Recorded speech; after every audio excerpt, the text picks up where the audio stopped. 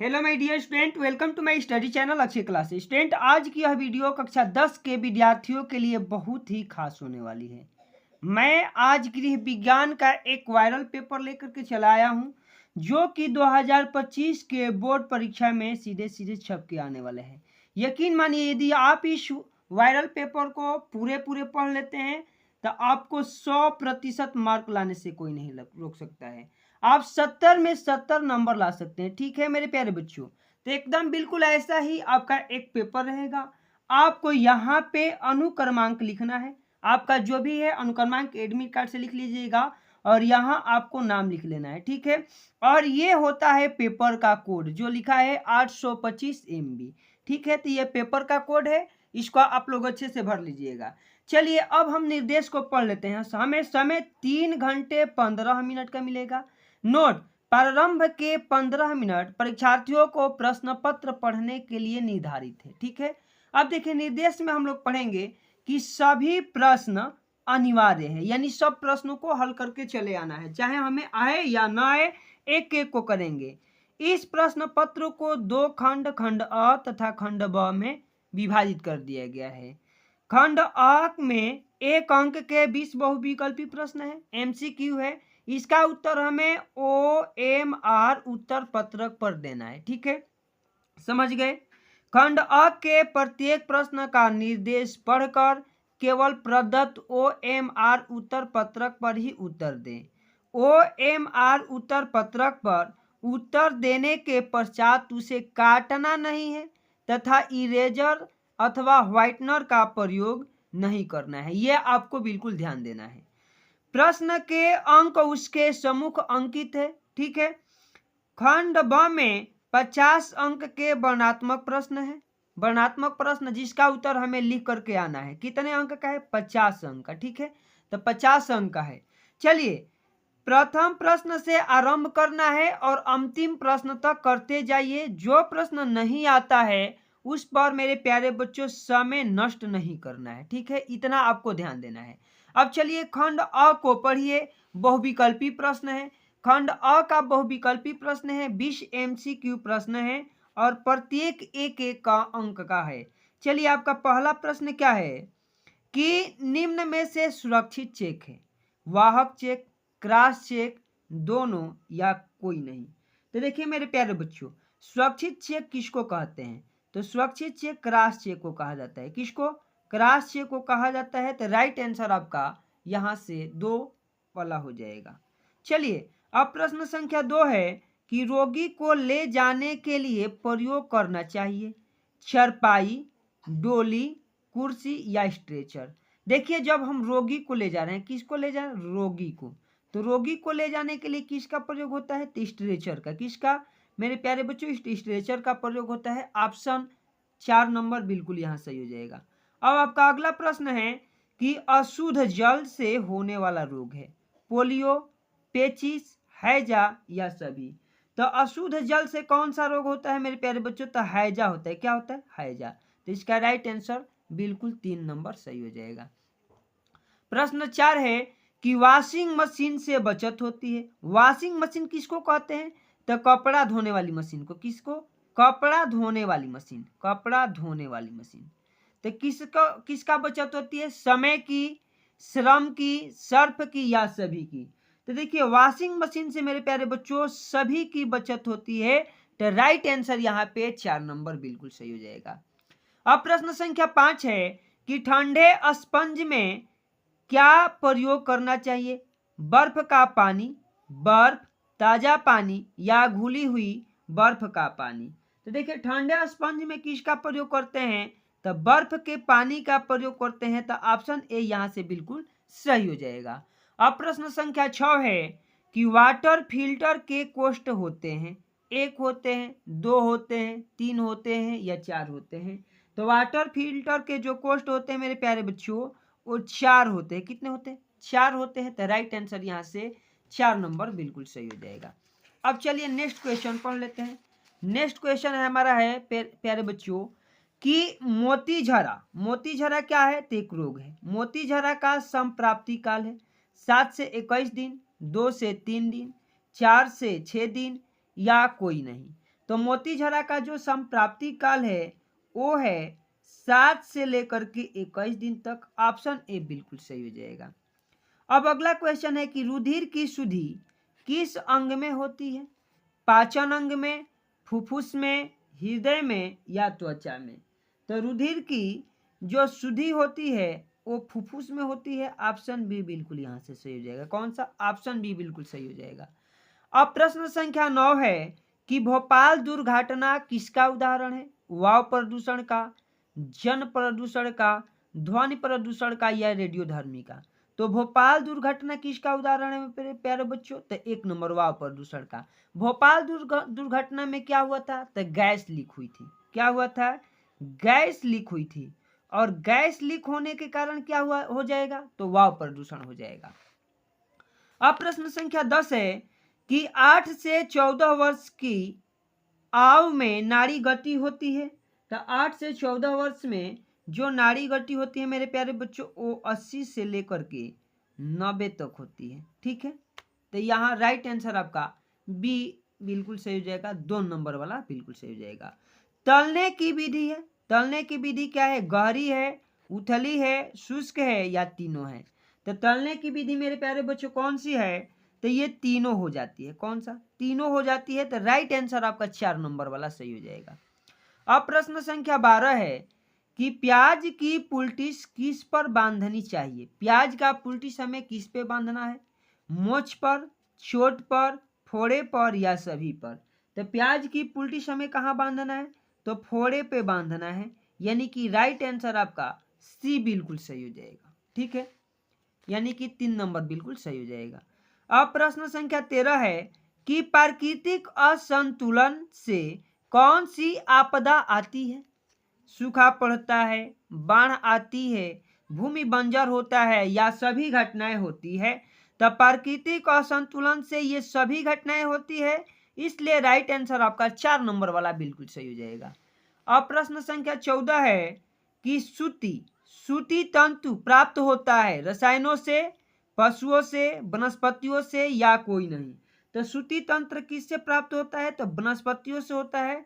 Right answer मेरे प्यारे बच्चों आपका 3 नंबर बिल्कुल सही हो जाएगा। चलिए अब आपका अगला क्वेश्चन है कि क्षय रोग के रोगी के भोजन में किसकी मात्रा अधिक होती है? प्रोटीन की, वसा की, कार्बोज की या विटामिन की?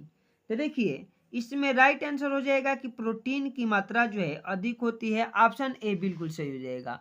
अब प्रश्न संख्या 16 है आदर्श बजट माना जाता है संतुलित बजट को, घाटे को, बचत का या कोई नहीं? तो देखिए राइट आंसर यहाँ हो जाएगा कि बचत के बजट को आदर्श बजट माना गया है। ऑप्शन सी बिल्कुल सही हो जाएगा। अब चलिए अब हम लोग प्रश्न संख्या 14 को पढ़ लेते हैं। 14 मेरे प्यारे 14 बोल रहे हैं 17 को पढ़ लेते हैं। 17 क्या है मेरे प्यारे बच्चों कि चेचक रोग फैलता है। चेचक रोग फैलता है जल द्वारा, रक्त द्वारा, वायु द्वारा या भोजन द्वारा? तो चेचक रोग किसके द्वारा फैलता है मेरे प्यारे बच्चों? तो इसका राइट आंसर हो जाएगा कि वायु के द्वारा फैलता है। किसके द्वारा? वायु के द्वारा फैलता है। तो राइट आंसर यहाँ पे सी 3 नंबर बिल्कुल सही हो जाएगा। अब आपका अगला क्वेश्चन है कि भोजन कक्ष की देसी शैली खाते समय खाना रखने के लिए कक्ष होनी चाहिए, कुर्सी होना चाहिए, मेज होना चाहिए, छोटी चौकी होनी चाहिए या पाटा होना चाहिए? तो राइट आंसर हो जाएगा मेरे प्यारे बच्चों कि पाटा होना चाहिए। क्या होना चाहिए? पाटा होना चाहिए। राइट आंसर आपका 4 वाला बिल्कुल सही हो जाएगा। अब प्रश्न संख्या 19 है कि शरीर की बाह्य सतह पर पाए जाने वाले कंकाल को कहते हैं बाह्य कंकाल, अंतः कंकाल, अस्थि कंकाल या सभी? तो देखिए इसका राइट आंसर ए हो जाएगा बाह्य कंकाल। क्या कहते हैं? बाह्य कंकाल कहते हैं। राइट आंसर ए बिल्कुल सही हो जाएगा। श्वास गति एवं नाड़ी गति में संबंध होता है 1:4 का, 2:3 का, 1:10 का या 2:12 का? तो श्वास गति एवं नाड़ी गति में जो संबंध होता है मेरे प्यारे बच्चों वह 1:4 का होता है। ऑप्शन ए बिल्कुल यहां से सही हो जाएगा। अब चलिए खंड ब को पढ़ लेते हैं। खंड ब हमारे प्यारे बच्चों कितने अंक का है? तो 50 अंक का। और इसका उत्तर हमें कैसे देना है? तो लिख करके। कैसे देना है? लिख करके। कॉपी पर हम लिख करके उत्तर देंगे, पूरे यहाँ से 50 नंबर पाएंगे। निर्देश है कि प्रश्न संख्या 21 से 26 तक अति लघु उत्तरीय है। प्रत्येक प्रश्न का उत्तर अधिकतम 25 शब्दों में लिखना है। कितने शब्दों में? 25 शब्दों में। पहला 21 नंबर क्वेश्चन क्या है कि लचीले बजट से क्या तात्पर्य है? मेरे प्यारे बच्चों, तो लिख कर आइएगा। देखिए, लचीले बजट क्या है? जो गतिविधियों के अनुसार, किसके अनुसार? गतिविधियों के अनुसार जिस बजट में परिवर्तन किया जा सके, गतिविधियों के अनुसार परिवर्तन होने वाला, क्या होने वाला? परिवर्तन होने वाले बजट को क्या कहेंगे हम लोग? लचीले बजट कहेंगे। आपको कितने शब्दों में लिखना है? 25 शब्दों में। यहां से आपको पूरे 2 मार्क मिल जाएंगे। अब ओजोन परत का क्या महत्व है? चलिए, ये परत लिखा है, परत होता है। ओजोन परत का क्या महत्व है? तो ओजोन परत मेरे प्यारे बच्चों सूर्य की पराबैंगनी, कैसी? पराबैंगनी किरणों से बचाती है। पराबैंगनी किरणों से बचाती है। किससे बचाती है? सूर्य की पराबैंगनी किरणों से बचाती है। इतना लिख देंगे, बिल्कुल 2 नंबर मिल जाएगा। नाप लेने की 2 विधियों के नाम बताइए। तो नाप लेने की कौन सी है? तो देखिए, छाती के आधार पर नाप ले सकते हैं या शरीर के अलग अलग अंग के आधार पर लेते हैं नाप। तो यहां से 2 नंबर मिल जाएगा। अब मोच किसे कहते हैं? तो चलिए, आदमी चलता फिरता है, टहलता रहता है, लेकिन फिसलने के बाद यदि किसी हड्डी पे थोड़ा सा क्या हो जाए, मोड़ आ जाए या कोई नस खिसक जाए, उसको हम लोग क्या कहते हैं? मोच कहते हैं। क्या कहते हैं? मोच कहते हैं। तो प्यारे बच्चों, इतना भी लिख दोगे तो 2 नंबर मिल जाएगा। अब खड़े होकर के भोजन पकाने के क्या क्या लाभ है? तो पहले तो क्या है, खाना पकाने में आराम मिलता है। खाना पकाने में क्या होता है? आराम। खाना पकाने में आराम होता है। दूसरी, खड़े होकर के भोजन पकाने से दूसरा लाभ क्या होता है? तो दूसरा लाभ होता है कार्य तीव्र होता है। कार्य कैसे होता है? तीव्र होता है। ठीक है। और अन्य गतिविधियों पर भी हम ध्यान दे सकते हैं। अन्य गतिविधियों पर भी हम लोग क्या कर सकते हैं मेरे प्यारे बच्चों? ध्यान दे सकते हैं। अन्य गतिविधियों का ध्यान रहता है। तो इस तरह से लिख देंगे इतना भी ना, तो हमको क्या मिल जाएगा? नंबर मिल जाएगा। अब ठंडी सेक की विधिया का नाम बताइए। तो ठंडी सेक की कितनी विधिया है? 3 विधिया। यहाँ से 2 नंबर आपको मिल जाएगा। अब चलिए, प्रश्न है कि निर्देश प्रश्न संख्या 27 से 31 तक लघु उत्तरीय है। प्रत्येक प्रश्न का उत्तर अधिकतम 50 शब्दों के अंतर्गत लिखना है। कार्बोहाइड्रेट एवं प्रोटीन पोषक तत्वों की सुरक्षा के उपाय लिखिए। यहां से देखिए, प्रत्येक जो प्रश्न है 27 से लेकर के 31 तक, प्रत्येक के लिए हमें 4-4 नंबर मिलेंगे। इसका आंसर लिखिएगा, 4 नंबर मिलेगा। अब शरीर में जल के कार्य बताइए। तो शरीर में जल का कार्य क्या है भाई?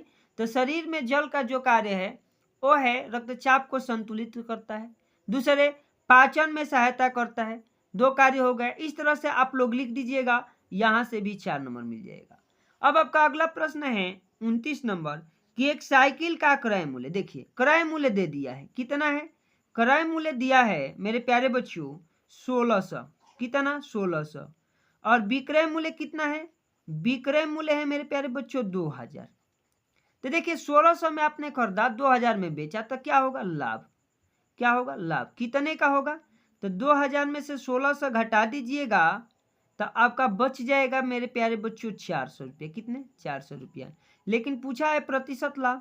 अब प्रतिशत लाभ का सूत्र होता है लाभ गुणे 100। लाभ गुणे 100 बटा में क्रय मूल्य कितना? 1600। अब यहाँ से कटा दीजिएगा 4 बार में। अब 100 को 4 से कटाइएगा तो 25% आ जाएगा। कितना आ जाएगा? 25%। लाभ प्रतिशत की गणना कीजिए तो 25% आएगा। कर देंगे, यहां से भी आपको 4 नंबर मिल जाएगा। अब चलिए, खपची का प्रयोग कब और क्यों किया जाता है? तो देखिए भाई, खपची का प्रयोग जो होता है हड्डी के टूटने पर होता है। कब? टूटने पर किया जाता है। और खपची का प्रयोग जो है हड्डियों को जोड़ने के लिए भी डॉक्टर कर देता है। ठीक है, तो ठीक है, तो इतना लिख दीजिएगा, आपको 4 नंबर बिल्कुल प्यारे बच्चों मिल जाएगा। भोजन पकाने के क्या उद्देश्य होते हैं समझाइए। तो देखिए, पहला तो उद्देश्य है इसे सुपाच्य बनाना। क्या बनाना? सुपाच्य बनाना, सुंदर बनाना, आकर्षक बनाना, आकर्षक बनाना और कीटाणु रहित बनाना। कीटाणु रहित माने कीटाणु से रक्षा के लिए भी भोजन हम लोग पकाते हैं। इन सारे बातों को लिख कर गाइएगा, पूरे 4 नंबर मिल जाएगा। तो इस तरह से देखिए, लघु उत्तरी, अति लघु उत्तरी और लघु उत्तरी कर ली। अब हम लोग चलेंगे मेरे प्यारे बच्चों दीर्घ उत्तरीय प्रश्न की तरफ। तो दीर्घ उत्तरीय प्रश्न क्या है कि प्रश्न संख्या 32 से 34 तक दीर्घ उत्तरीय है। 32 और 33 में विकल्प दिए गए हैं। क्या दिए गए हैं मेरे प्यारे बच्चों? विकल्प दिए गए हैं। एक ही विकल्प का उत्तर लिखना है और प्रत्येक प्रश्न का उत्तर लगभग 100 शब्दों के में लिख करके चले आना है। कितने कितने नंबर का मिलेगा? 6 नंबर का एक क्वेश्चन है और 3 करना है, आपको 18 नंबर मिल जाएगा। पारिवारिक व्यय का क्या तात्पर्य है? भाई बताना है कि पारिवारिक व्यय किसे कहते हैं। पारिवारिक व्यय को प्रभावित करने वाले कारकों का वर्णन कीजिए, अथवा गृह गणित किसे कहते हैं, इसके महत्व को बताइए। किसी एक को कर दीजिएगा, आपको क्या मिल जाएगा? 6 नंबर मिल जाएगा। और गृह गणित किसे कहते हैं भाई? तो जो जिस गणित का प्रयोग हम घर के गणनाओं के लिए करते हैं या गृह कार्य की गणनाओं के लिए करते हैं, उसे गृह गणित करते हैं। और इसका महत्व क्या है? तो इसका महत्व है बजट को संतुलित बनाना, आय व्यय को निर्देशित करना। तो इस तरह से लिखिएगा तो 6 नंबर मिलेगा। अब भोजन परोसने की विधियों का सविस्तार वर्णन कीजिए। भोजन किस प्रकार से परोसना है, क्या क्या करना है, इसका विस्तार करना है। अथवा करके दिया है कि रोगी का आहार तैयार करते समय किन बातों का ध्यान देना आवश्यक है, समझाइए। तो सबसे पहले हम लोग रोगी का भोजन तैयार करते समय साफ सफाई का ध्यान देंगे। किसका ध्यान देंगे? साफ सफाई का।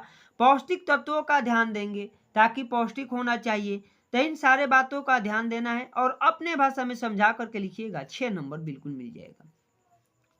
अब अगला क्वेश्चन है 34 नंबर और ये अंतिम है कि घर में सिलाई करने से गृहिणी को क्या लाभ होता है। भाई घर में सिलाई करते हैं तो गृहिणी को क्या लाभ होता है? तो देखिए, पहले तो धन का बचत होगा, दूसरी कपड़े की बचत होगी। एक गृहिणी को इसका ज्ञान होना क्यों आवश्यक है? तो लिखेंगे कि एक गृहिणी को इसका ज्ञान होना इसलिए आवश्यक है क्योंकि वह छोटी छोटी घर के जो भी कार्य है, कपड़े संबंधी या वस्त्र संबंधी, उनको क्या कर सके? पूरा कर सके। तो इस तरह से करके चले आइएगा, तो यहाँ से 6 नंबर मिल जाएगा। तो इस तरह से देख रहे हैं मेरे प्यारे बच्चों, पूरे का पूरे जो है पेपर मैंने आप सभी को क्या करा दिया? हल करा दिया। तो इस तरह से जा करके और बोर्ड एग्जाम में बिल्कुल बढ़िया से करके चले आइएगा। अगर प्यारे बच्चों यह वीडियो आप सभी को अच्छी लगी तो वीडियो को एक लाइक कीजिए, अपने दोस्तों में शेयर कीजिए, और हमारे चैनल अक्षय क्लासेज पर पहली बार विजिट किए हैं प्यारे बच्चों, तो अक्षय क्लासेज को सब्सक्राइब कर दीजिए।